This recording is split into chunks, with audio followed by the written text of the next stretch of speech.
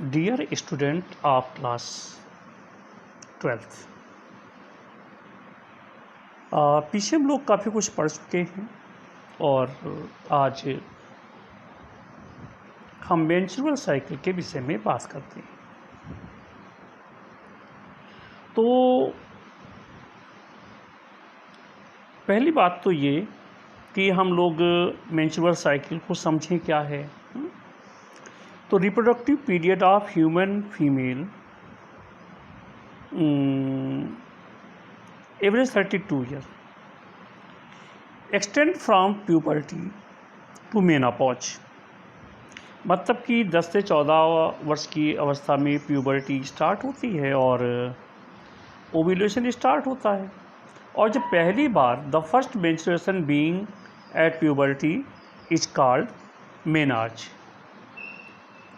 और in human female menstruation is repeated at an average interval of about 28 to 29 days। 28-29 दिन के बाद ये हर बार रिपीट होता है और ये साइकिल मतलब कि one menstruation till the next one, मतलब कि आज से शुरू हुआ और फिर ख़त्म हो जाएगा 28-29 दिन बाद, फिर अगली साइकिल शुरू होगी। तो इसको मेंस्ट्रुएशन साइकिल कहते हैं। One ovum is released ovulation during the middle of each menstrual cycle. तो इसमें जो है during this reproductive period ovaries and female reproductive tract undergo series of cyclic change which are primarily meant to prepare them for fertilization and pregnancy, collectively form the menstrual cycle. Most peculiar feature of this cycle is the periodic vaginal bleeding called menstruation। मतलब इसमें जब ये एक cycle ख़त्म होती है तो vaginal bleeding होती है और इसी को मेंस्ट्रुएशन कहते हैं। और ये समय जो है 3 से 5 दिन तक होता है फीमेल के लिए। तो जब first menstruation in human female begin at puberty and it is called menarche. The length of menstrual cycle varies widely in women but on average it is completed 28 to 29 days. तो जैसे menstruation cycle है तो इसमें शब्द मेंसम है, इसका मतलब होता है मंथ। तो एक फीमेल में जो है एक सक्सेसिव साइकिल में कुछ वेरिएशन हो सकता है 1 या 2 दिन का। तो it is absent during pregnancy. Pregnancy के दौरान जो है चूँकि ड्यूरिंग लैक्टेशन और परमानेंटली स्टॉप एट मेनोपॉज। इस समय जब लैक्टेशन होता है या प्रेगनेंसी होती है तो ओव्यूलेशन नहीं होता है, और जब ओव्यूलेशन नहीं होगा तो प्यारे बच्चों ये मान के चलो कि भाई मेंस्ट्रुएशन नहीं होगा। अब हम बात करते हैं कि मेंस्ट्रुएशन साइकिल में होता क्या क्या है, कहाँ से स्टार्ट करते हैं। तो इसी पर हम थोड़ी सी बात करते हैं। तो पहले होता है पोस्ट मेंस्ट्रुएशन या pre ovulatory phase. It is follows the menstruational phase and last for about 10 to 12 days. मतलब 5th डे से स्टार्ट होकर के 15 या 14 डे तक ये साइकिल चलती है। अब इसमें देखो होगा क्या। आप फर्स्ट 4 दिन में देख रहे हैं कि जो मेनेंसिस है वो बाहर निकल गया, जो ब्लीडिंग है वो हो गई है। तो इसमें होगा ये कि जो FSH हार्मोन्स है और FSH and RF of hypothalamus, there is increase secretion of FSH from interior puberty. तो इंटीरियर प्यूबर्टी से जो है FSH ज़्यादा निकलेगा। तो FSH निकलेगा तो that stimulate the change of primary follicle of ovary into Graafian follicle. तो ये ग्राफियन फॉलिकल में बदलने लगेगा। कौन? Primary follicle. Follicular cells of Graafian follicle secrete estrogen और इसी से एस्ट्रोजन हार्मोन्स निकलेगा। अब आप देख रहे हैं कि एस्ट्रोजन हार्मोन्स कहाँ तक जा रहा है, काफ़ी बढ़ रहा है, लगभग 14-15 डेज तक ये मैक्सिमम पे पहुंच जाता है। इसके अलावा जो एंडोमेट्रियम है बिकम थिक, 2 to 3 सेंटीमीटर तक मिलीमीटर तक थिक हो जाती है, more vascular and more glandular. The uterine gland become tortuous and cork screw shaped, so it prepare itself for implantation. और एपिथीलियम जो है fallopian tubes become thick, fallopian tube की epithelium thick हो जाती है and densely ciliated to conduct the ovum और zygote को आगे बढ़ाने के लिए। और इसके अलावा inhibit of secretion of FSH hormone का सिक्रेशन रुकता है and stimulate late secretion of luteinizing hormone from the interior. So high level of estrogen trigger the ovulatory surge. तो जब एस्ट्रोजन बहुत ज़्यादा निकल जाता है तब ओव्यूलेशन स्टार्ट होता है। Glycogen and fat accumulate in the endometrial cells. इतना काम हो गया। अब ये ओव्यूलेटरी फेज आ गई। तो ओव्यूलेटरी फेज का मतलब है it involve the ovulation from the Graafian follicle of ovary, और ये होता है Midway between 2 menstrual cycle, that means on 14th day or the onset of MC. It is caused by increasing turgidity and contraction of smooth muscle fiber around the Graafian follicle. Ovum is received by the fimbriae or the fallopian tube. Ovum is viable for 2-3 days. Ovulation is controlled by the increased level of LH in the blood, called LH surge. Egg at the time is in the secondary oocyte stage. LH starts the change of empty Graafian follicle into corpus luteum. और जब corpus luteum बन जाएगा तो progesterone निकलने लगेगा। इसके बाद uterine endometrium में भी बहुत सारे चेंज होते रहते हैं। इसके बाद आता है प्री मेंस्ट्रुअल या सेक्रेटरी फेज या पोस्ट ओव्यूलेटरी। ये जो है 12 से 14 दिन के अंदर ख़त्म हो जाती है और एक्सटेंड होती है, मतलब 15वें दिन से 28वें दिन तक। इसमें होगा क्या, जो कॉर्पस ल्यूटियम है येलो कलर की बॉडी है, वो उससे ग्राफियन फॉलिकल से प्राइमरी फॉलिकल निकल जाएगा, ओवम बनने लगेगा। तो एम्प्टी ग्राफियन फॉलिकल से बनेगा और इसका साइज बढ़ेगा। इसको ल्यूटियल फेज कहते हैं। और ये जो कार्पस ल्यूटियम है इसी से प्रोजेस्टेरॉन निकलता है। तो जब प्रोजेस्टेरॉन हार्मोन्स निकलता है तो ये क्या करेगा, ये डिक्रीज करेगा secretion of FSH and LH from interior pituitary, so inhibit the maturation of follicle and ovulation. Uterine endometrium जो है वो अब इसकी प्रेजेंस में 5 मिलीमीटर थिक हो जाएगी और रेडी हो जाएगी इम्प्लांटेशन के लिए। यूटेराइन ग्लैंड से यूटेराइन मिल्क निकलेगा। किसके लिए, अगर फीटस बन गया तो शुरुआत में पोषण उसको यूटेराइन मिल्क से मिलेगा। इसके बाद यूटेराइन मूवमेंट रिड्यूस होगा। और अगर फर्टिलाइजेशन हो गया तो ये सारे काम होंगे और 3 से 5 दिन के अंदर ये सारे काम हो जाने चाहिए। When the ovum remains unfertilized, और ओवम को स्पर्म नहीं मिला, तो स्पर्म नहीं मिलेगा तो फर्टिलाइजेशन नहीं होगा, क्योंकि मैंने आपसे पहले ही कहा था the fusion of male and female gamete is known as fertilization and it occur in ampullary isthmus junction of fallopian tube. और जब फर्टिलाइजेशन नहीं हो पाया, कार्पस ल्यूटियम जो है डीजनरेट होने लगेगा। The level of progesterone in the blood decline, progesterone का लेवल नीचे जाएगा। Uterine tissue fail to be maintained, then the unfertilized ovum along with ruptured uterine epithelium, about 50 milliliter of blood and some mucus is discharged out through the vaginal orifice and is called menstrual flow या menstruation. और जब ये fail हो जाएगा maintenance इसका, तो unfertilised egg जो है, जो रप्चर्ड यूटेराइन एपिथेलियम है, लगभग 50 ml ब्लड के साथ कुछ म्यूकस के साथ वेजिना से बाहर आ जाएगा और इसे मेंस्ट्रुएशन फ्लो कहेंगे। तो decrease in the level of progesterone and estrogen in the blood stimulates the hypothalamus and anterior pituitary to FSH, RFS and FSH respectively. FSH start the follicular phase of the next MC.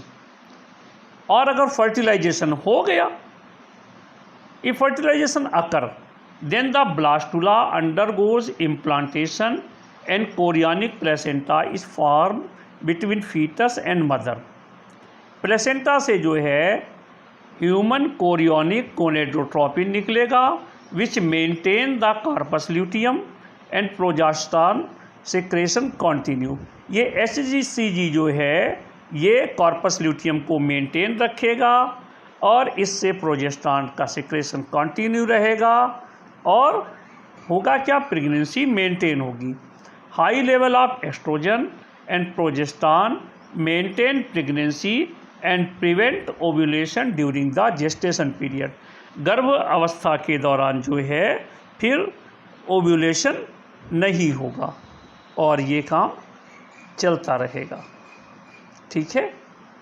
और ये cycle जो है चलती रहती है at the age of 50 year. Menstruation cycle ceases around 50 years of age, that is termed as menopause. Cyclic menstruation is an indicator of normal reproductive phase and extend between menarche and menopause. तो इस प्रकार से हमने आज जो बात की है वो मुख्य तौर पर हमने मेंस्ट्रुएशन साइकिल पर बात की है। एक दो फिगर इसके और भेजेंगे, थोड़ा सा इसमें और समझ लीजिएगा। ये तो ह्यूमन मेल की बात हो गई। कुछ सीजनल ब्रीडर्स होते हैं and breed only in some specific period of the year, और in such animals the female become sexually responsive only in a particular season. तो ब्रीडिंग सीजन जो है अलग अलग जानवरों का अलग अलग होता है। तो breeding season is autumn for sheep and spring and autumn for bitches. कुतियों के लिए जो है स्प्रिंग और ऑटम में होता है, लेकिन कुछ मेमल्स जैसे काऊ और बुफेलो हैं, इनमें एस्ट्रस साइकिल होती है थ्रू आउट द ईयर और कोई स्पेसिफिक ब्रीडिंग सीजन नहीं होता है। अब आप पूछेंगे एस्ट्रस साइकिल क्या है? एस्ट्रस साइकिल का मतलब है कि वह पीरियड जब कोई फीमेल हीटेड हो जाती है, और ये कभी भी हो सकता है। तो इस समय the strong sex urge for female is always near the time of ovulation and is due to high blood titre of oestrogen. It is generally of short duration. Cow में 18 आवर्स का होता है। It is generally followed by an oestrus or quiescence during which the female does not copulate with male. तो जैसे ही काऊ में या buffalo में ovulation होता है तो उसका वो हीट पीरियड होता है। कहते गाय गर्मा गई है, भैंस गर्मा गई है, तो जो दूध वाले होते हैं ग्वाले ये जानते हैं कि ये पीरियड कब होता है, वो पहचान जाते हैं और फिर किसी ऑक्स के साथ इनका कॉपुलेशन करा देते हैं। बाकी शेष सीजन में कॉपुलेशन नहीं होता है। ऐसा आपने देखा होगा कि कुछ जो साड़ वगैरह होते हैं तो वो जो है गाय को सूंघते हैं, स्मेल करते हैं। स्मेल करने का मतलब है कि जो उनके अंदर से केमिकल निकल रहे हैं या जो हीटेड हो रही है अगर काऊ, तो वो पहचान जाते हैं और फिर वो कॉपुलेशन करते हैं। Most of the wild animals are monoestrous, मतलब कि एक बार एस्ट्रस साइकिल होगी जैसे शीप और डियर में है। कैट और डॉग में जो है एस्ट्रस है। Rat and mice breed as frequently as every 5 days. Rat और चूहे जो हैं वो हर 5 दिन में करते हैं। Guinea pig every 15 days, so are polyoestrous. तो बिल्ली और कुत्ते जो हैं साल में 2 बार, और सीप और डियर साल में 1 बार, उनमें ये एस्ट्रस साइकिल आती है। तो एस्ट्रस साइकिल जो है most of the female mammals में होती है। मेंस्ट्रुएशन नहीं होता है किसमें? दूसरे जानवरों में। लेकिन मेंस्ट्रुएशन साइकिल होती है किसमें? ह्यूमन फीमेल में at the end of cycle. और गाय, बैल, गाय, बकरी, भैंस, इसमें नहीं होता है। एंडोमेट्रियम जो है बह जाती है, और जैसे कुत्ते हैं, कुतिया है, बिल्ली है, या हिरन है, गाय है, भैंस है, इनमें एंडोमेट्रियम रीएब्जॉर्ब हो जाती है। ह्यूमन फीमेल में पीरियड ऑफ कॉपुलेशन किसी भी समय है, लेकिन एस्ट्रस साइकिल में copulation only when female in estrus or heat period. तो इतनी बात हमने आपसे कर ली है। इसके बाद आगे जब हम लोग बात करेंगे अगले टर्न पर, तो आप फर्टिलाइजेशन को करके रखेंगे और इम्प्लांटेशन। तो जब कॉपुलेशन होता है, मतलब क्वाइटिस होता है, तो semen is released by the penis into the vagina. इस प्रोसेस को इंसेमिनेशन कहते हैं। The motile sperm swim rapidly pass through the cervix enter into the uterus. और इनका उद्देश्य क्या होता है? इनका उद्देश्य ये होता है कि ये कैसे भी एम्पुलरी इस्थमस जंक्शन में पहुंच जाए। तो ये समझिएगा कि male insert erectile penis in the vagina of female and release about 3.5 ml of seminal fluid. This process is called ejaculation या insemination, और इसमें जो है 200 to 300 मिलियन स्पर्म होते हैं। इनमें से 50% स्पर्म जो है एसिडिटी जो होती है वेजिना में, उसके कारण मर जाते हैं। And many sperm are engulfed by phagocyte of vaginal epithelium. तो जो वेजिनल एपिथीलियम है उसमें इनको खा लिया जाता है। खाली 100 स्पर्म जो है फैलोपियन ट्यूब में पहुंच पाते हैं। The sperm swim in the seminal fluid by lashing movement of their tail at the rate of 1 to 4 millimetre per minute. 1 minute में स्पर्म की जो रफ्तार है 1 मिलीमीटर से 4 मिलीमीटर होती है। और फैलोपियन ट्यूब्स से जाएंगे कहाँ? यूटेरस से होते हुए, और इसके बाद पहुँचेंगे कहाँ? पहुँचना है इनको एम्पुलरी इस्थमस जंक्शन में। तो कैपेसिटेशन का मतलब होता है, capacitation is the phenomena of physiological maturation of sperm inside the female genital tract to render they are competent to fertilize the oocyte. It occur in the presence of a viscous fluid secreted from the secretory cell of epithelial lining of oviducal mucosa. इसमें 5 से 6 घंटे लगते हैं। तो इसमें loss of decapitation process factors, calcium influx into the sperm, removal of cholesterol vesicle adhering acrosome. Ovum जो है Graafian follicle में from the Graafian follicle of ovary on the 14th day of MC and process is called ovulation. तो ovum जो है trapped कर लिया जाता है fimbriae of the ampulla of fallopian tube. Ovum moves in the tube toward the uterus by peristalsis and ciliary action. तो at the time of ovulation egg at secondary oocyte stage. मैंने आपको पहले बताया था कि सेकेंडरी oocyte स्टेज में होता है। Fertilizability and viability of gametes are limited, varying from a few minutes to a few hours or day. The fertilizability of human sperm in female genital tract is about 24 hours. तो fertility जो है human sperm की 24 घंटे तक होती है, while its survival value inside the female bodies up to 5 दिन। 5 दिन तक ये जिंदा रह सकता है, लेकिन 24 घंटे के अंदर अगर ये ओवम के पास नहीं पहुंचा स्पर्म तो बच्चों फर्टिलाइजेशन नहीं होगा। दूसरी बात समझो कि ओवम जो है नॉन मोटाइल है and energy content of sperm are also very low, so sperm must approach the egg as quickly as possible. Fertilization period of ovum is only 24 hours. कभी कभी ये 72 घंटे भी हो सकता है। तो होगा ये कि ओवम जो है एक सब्सटेंस निकालेगा जिसका नाम है fertilizin.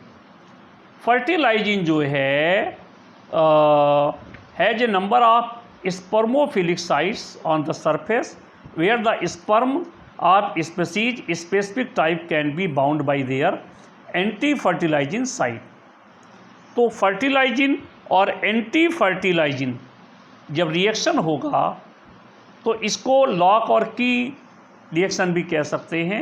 The main aim of the reaction is to thin out the number of sperm to reduce the chances of polyspermy. इसका उद्देश्य ये होता है कि जब एक स्पर्म वहाँ पर पहुँच जाए तो दूसरा स्पर्म जो है ओवम के पास नहीं पहुँचे। तो जैसे ही सेमिनल वेसाइकिल, प्रोस्टेट ग्लैंड और Cowper gland from the major part of seminal fluid, this secretion activate the sperm in fertilizing the egg and neutralize the acidity in the vagina. तो इसके बाद वहाँ पर पहुँचेगा तो वहाँ आप 2 चीज़ें देख रहे हैं, एक जोना पेलुसिडा है और एक कोरोना रेडिएटा है। तो सबसे पहले कोरोना रेडिएटा की जो वाल है उसको ये डाइल्यूट करता हुआ केमिकल आगे बढ़ेगा और जोना पेलुसिडा को भी डाइल्यूट करेगा और वहाँ पर छोटा सा स्पेस मिलेगा और जैसे ही स्पेस मिलेगा तो ये अंदर चला जाएगा, कहाँ पर, ओवम के।